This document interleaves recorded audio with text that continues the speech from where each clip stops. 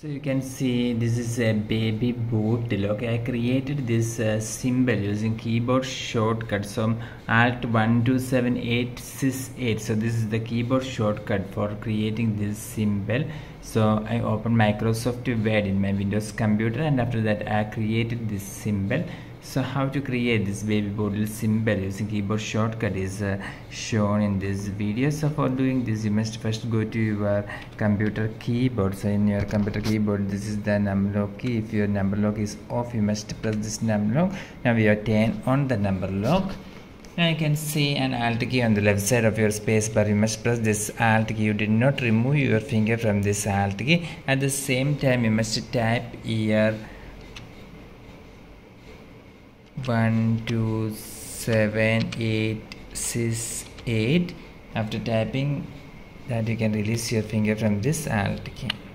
Okay, you can see this symbol baby bottle arrived.